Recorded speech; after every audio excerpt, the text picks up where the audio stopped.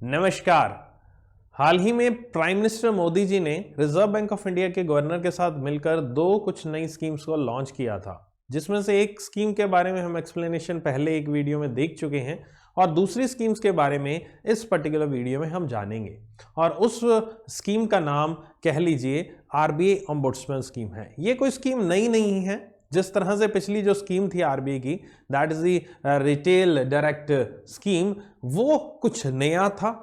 मगर इस बार जो स्कीम है, ये स्कीम नई नहीं है, मगर इसी तरह की जो पहले स्कीम थी उसी में ही कुछ सुधार किए गए हैं, या कह लीजिए अमेंडमेंट किए गए हैं। अब ये अमेंडमेंट जो किए गए हैं, ये कंज्यूमर को या फिर आप जैसे मेरे जैसे कस्टमर को ध्यान में रखते हुए किए गए हैं। और इस स्कीम को इन्होंने नाम दिया है आरबीआई इंटीग्रेटेड ओम्बुड्समैन स्कीम। नाम है आरबीआई इंटीग्रेटेड ओम्बुड्समैन स्कीम। अब ये इंटीग्रेटेड का मतलब हुआ यानी कि कोई ना कोई ऐसी चीजें जो मिलकर बनाई गई हो, तो आप सही समझे हैं। ओम्बुड्समैन स्कीम यहां पर इससे पहले जो थी उसको कहते थे बैंकिंग ओम्बुड्समैन स्कीम 2006। एक और स्कीम थी ombudsman scheme for non banking financial companies 2018, 2018 and the ombudsman scheme for digital transaction 2019. ये तीन schemes which were related to the ombudsman and now they have integrated all these three. इन तीनों को मिला दिया गया है and they have launched a new funda that is known by the name integrated ombudsman scheme 2021. So ये तीनों की तीनों स्कीम्स को अब एबॉलिश कर दिया गया और उसके स्थान पर उसकी जगह पर एक ही स्कीम को लागू किया जाएगा। अब आपको इस स्कीम के बारे में जानने से पहले कुछ चीजें मैं बता दूं, कुछ बेसिक्स क्लियर कर दूं कि आखिरकार ये ओम्बुड्समैन होता क्या है और आरबीआई का इसमें क्या रोल रहता है। ध्यान से सुनिएगा मेरी कही हुई बातों को। अब अगर आप किसी बैंक की ब्रांच में जाते हैं और आपको वहां पर किसी भी तरह की बैंकिंग सर्विसेज की जरूरत है, ऑब्वियस आप बैंक में जाते हैं, आप कोई ना कोई सर्विस लेने ही जा रहे हैं बैंकिंग की, बैंकिंग से जुड़े हुए, चाहे आप अकाउंट ओपन कराने जाते हैं, चाहे आप अपनी ट्रांजैक्शंस करने चाहते हैं, अमाउंट विड्रॉ करानी है, अमाउंट डिपॉजिट करानी है, या और किसी भी तरह का प्रोडक्ट, चाहे फिक्स डिपॉजिट हो, रेकरिंग डिपॉजिट हो, या an number of products bank के द्वारा यहां पर दिए जाते हैं आजकल आपको, उनसे रिलेटेड आपको कहीं भी कभी भी किसी भी तरह की परेशानी अगर आती है तो आप क्या करते हैं। अगर आपको किसी भी तरह की कंप्लेंट करनी है, चाहे वो स्टाफ के अगेंस्ट हो, चाहे बैंक की सर्विस के अगेंस्ट हो, तो आप क्या करेंगे, आप पहले जाते हैं ब्रांच मैनेजर के पास और उनको अपनी समस्या का बताते हैं कि सर ये मेरी समस्या है, इसका प्लीज निवारण कीजिए, इसको प्लीज दूर कीजिए। आपकी समस्या को वहां पर ब्रांच मैनेजर के द्वारा लिया जाता है और उसके द्वारा समझा जाता है। अगर उनके एंड पर ये जो भी आपकी समस्या है, कंप्लेंट है, उसको कवर कर लिया जाएगा तो बहुत अच्छी बात है, आप संतुष्ट हो जाते हैं, सेटिस्फाई हो जाते हैं और आपका काम हो जाता है। इनकेस उनके द्वारा नहीं होता तो नेक्स्ट हायर अथॉरिटी से पूछा जाता है एंड ऑल, ये सिलसिला आपका चलता है। ठीक है, मगर यहां पर समस्या तब शुरू होती है जब आपकी इस तरह की समस्या का निवारण ना किया जाए, आपकी इस तरह की कंप्लेंट को सुना ना जाए, आपकी इस तरह के कंप्लेंट को अनसुना कर दिया गया, तो आपके पास क्या नेक्स्ट स्टेप होना चाहिए। ये ओम्बुड्समैन स्कीम उसी पर आधारित है। अगर आप यहां पर बैंक में जाते हैं, ब्रांच में जाते हैं, आप एक किसी भी तरह की सर्विस मांगते हैं, आपको सर्विस नहीं प्रोवाइड की जाती जो कि एक बैंक की ड्यूटी है, या फिर आप किसी भी तरह की अपनी सर्विस से जो भी बैंकिंग दे रहा है आपको उससे ना असंतुष्ट हैं, सेटिस्फाई नहीं हैं, और उसके बाद आपकी जो कंप्लेंट बैंक मैनेजर को करोगे, उसके बाद भी अगर बैंक के द्वारा आपकी समस्या का निवारण 30 दिन तक नहीं किया जाता तो आपके लिए फर्दर ऑप्शन आता है और उस ऑप्शन को नाम दिया जाता है reserve bank of India ombudsman. Reserve bank of India ombudsman इस स्कीम से पहले यहां पर एक प्रकार की डिपार्टमेंट था, एक प्रकार का डिपार्टमेंट था जो कि आरबीआई के जितने ऑफिसेज हैं इंडिया में, वहां पर वो डिपार्टमेंट एस्टेब्लिश था। ऑलमोस्ट सभी आरबीआई के डिपार्टमेंट जो हैं या फिर ऑफिसेज जो हैं वो कह लीजिए कैपिटल सिटीज में हैं, ओके, और भी काफी सिटीज में हैं, मगर most of them are 90% them are in the capital city. तो हर एक कैपिटल सिटी आपकी स्टेट को रिप्रेजेंट करती थी, तो आप अपनी कंप्लेंट जिस भी सिटी से आप बिलोंग करते हैं, उसका वो सिटी जो बैंक है वो जिस रिजर्व बैंक ऑफ इंडिया की ऑफिस की ज्यूरिसडिक्शन में आता है, आप वहां पर पर्टिकुलरली अपना कंप्लेंट को दाखिल करते थे। कंप्लेंट आप दाखिल करने का वे बहुत सारे थे, चाहे आप पेपर मोड के थ्रू कर सकते थे, मेल करके कर सकते थे, डाक के थ्रू किया जा सकता। उस ऑफिस में आपको अपनी कंप्लेंट को रखना पड़ता था कि मेरी समस्या 30 दिन हो गए, मेरी कंप्लेंट सुनी नहीं गई, या मुझे कोई जवाब नहीं दिया गया, या फिर मेरी कंप्लेंट सुनी गई है मगर जो भी जवाब उनको दिया गया उससे मैं सेटिस्फाइड नहीं हूं, तो मैं आपके पास ये कंप्लेंट कर रहा हूं। ये आरबीआई ने इस चीज को बना रखा था। अब ये ओम्बुड्समैन जो था ये एक डिपार्टमेंट भी था और एक प्रकार का एक सीनियर लेवल ऑफिशियल भी होता है रिजर्व बैंक ऑफ इंडिया का।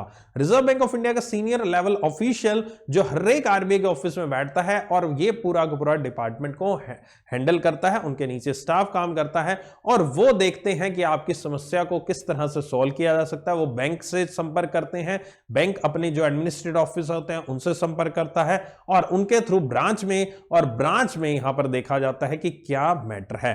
अब आरबीआई यहां पर एक मध्यस्थता करता है कि आपका जो कंप्लेंट है और आपके बैंक की जो बात है उसको सुना जाए, दोनों पक्षों को सुना जाता है और फिर आरबीआई के ओम्बुड्समैन जो है वो अपना फैसला सुनाते हैं कि किसके पक्ष में फैसला सुनाया जाना है। काफी बार यह भी होता है कि कस्टमर गलत होता है, बैंक सही होता है, तो बैंक के फेवर में सुनाया जाएगा फैसला, और अगर कस्टमर सही है, बैंक गलत है, तो फिर कस्टमर के फेवर में सुनाया जाएगा और उसके लिए बैंक को इवन हर्जाना भी देना पड़ सकता है, कंपनसेशन भी देनी पड़ सकती है।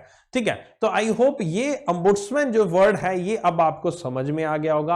अब आखिरकार जो ओम्बुड्समैन स्कीम जो 2021 लॉन्च की गई है इसमें क्या चेंज किए गए हैं, इसमें जो चेंज लाए गए हैं बकायदा, वो सबसे बड़ा चेंज ये लाया गया है कि आरबीआई की जो पहली 3 तरीके की स्कीम्स थी, यानी कि मैंने अभी आपको बताया बैंकिंग ओम्बुड्समैन स्कीम जिसमें आप जैसे मेरे जैसे लोग कंप्लेंट फाइल करते थे, एनबीएफसी की ओम्बुड्समैन स्कीम थी, यानी कि एनबीएफसी से रिलेटेड अगर आपको कोई समस्या है तो इस स्कीम के तहत आप कंप्लेंट फाइल करते थे। और अगर आपकी डिजिटल ट्रांजैक्शन जो आप करते हो, कई बार ट्रांजैक्शन आपकी फेल हो जाती है, आपकी ट्रांजैक्शन नहीं पहुंच पाती, बैंक उसको सॉल्व नहीं कर पा रहा, तो आप इस ओम्बुड्समैन स्कीम के तहत कंप्लेंट फाइल करते थे। मगर अब इन तीनों का अलग अलग कोई ओम्बुड्समैन नहीं है, अब एक ही ओम्बुड्समैन हो चुका है जिसको इंटीग्रेटेड ओम्बुड्समैन इन्होंने नाम दिया है। ये इंटीग्रेटेड ओम्बुड्समैन आप कह सकते हैं it is a kind of one nation one ombudsman also.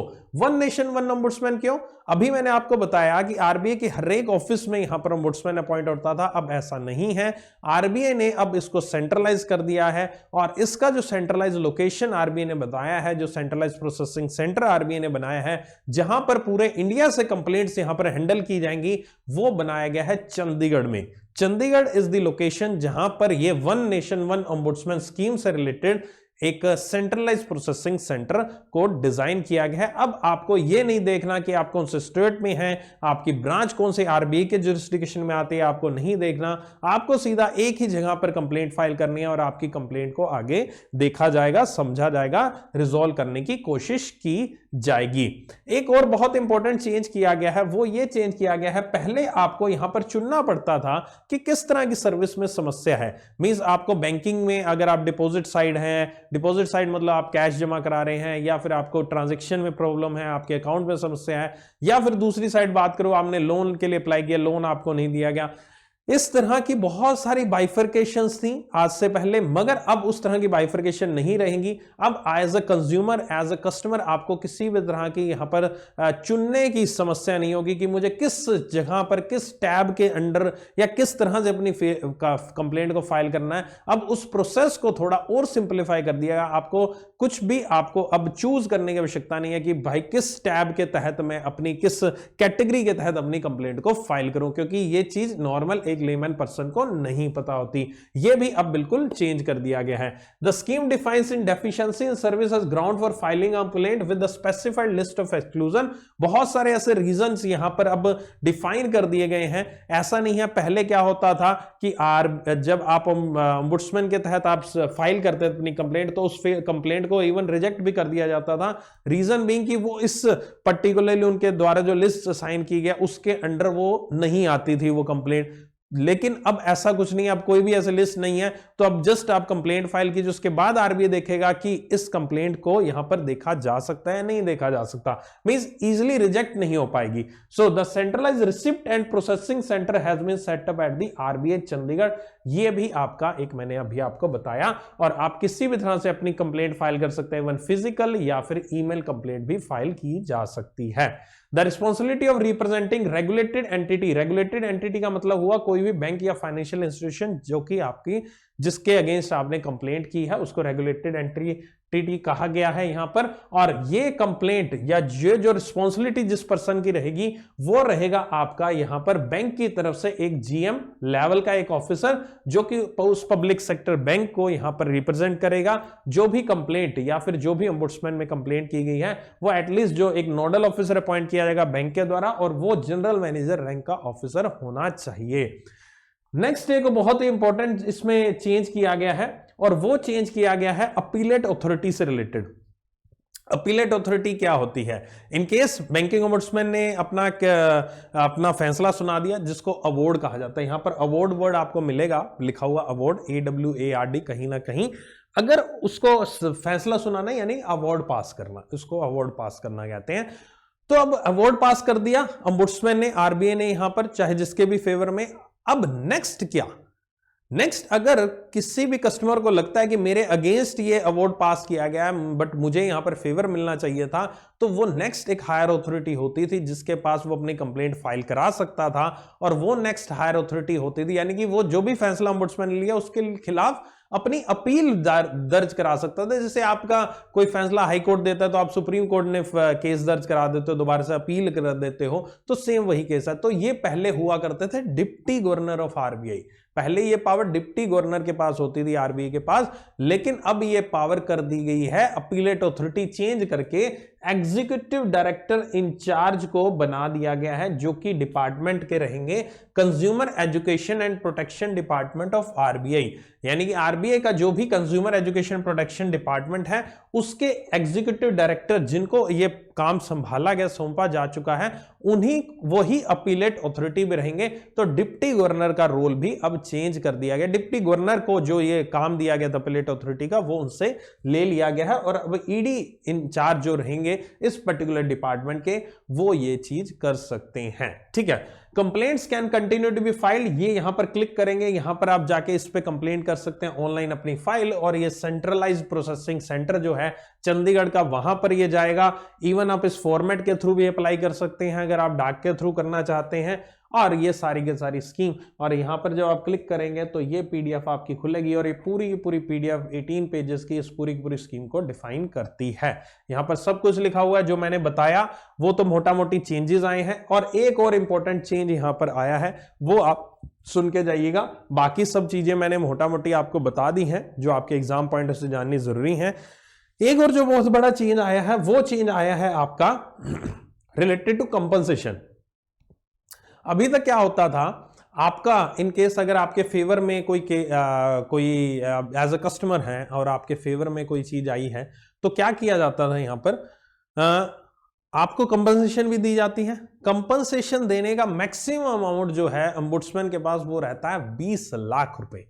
20 lakh रुपए तक की जो कंपनसेशन है वो आपको दी जा सकती है, 20 लाख रुपए तक की, अगर आरबीआई का ओम्बुड्समैन चाहे तो। अब इसमें एक और चीज की है कि 20 लाख तो है ही कंपनसेशन, मगर 1 लाख उसके ओवर एंड अबव अमाउंट और दी जा सकती है ओम्बुड्समैन के द्वारा यहां पर। और वो 1 लाख किस लिए? 1 लाख इसलिए कि किसी पर्सन को किसी तरह की मेंटल इश्यू जो हुए हैं, हेल्थ इश्यूज इन केस उस पर्सन को हुए हैं, तो उस केस को भी कंसीडर करके 1 लाख रुपए का एक्स्ट्रा अवार्ड, एक्स्ट्रा कंपनसेशन किसी भी कंज्यूमर को पे की जा सकती है जिसने बैंक के अगेंस्ट कंप्लेंट किया और उसकी कंप्लेंट को वाकई में सही माना गया है। तो ये 20 लाख ऐसा नहीं कि हर एक कंप्लेंट में 20 लाख मिलेगा, इट डिपेंड्स कि उस पर्सन को कितना नुकसान हुआ है। अगर उसकी फाइनेंशियल कोई जरूरत, जो फाइनेंशियल उसकी नीड थी वो पूरी नहीं हुई, उसको नुकसान हो गया, मॉनेटरी कोई लॉस हुआ उसको, तो 20 लाख रुपए तक की पावर है। और उसके अलावा जो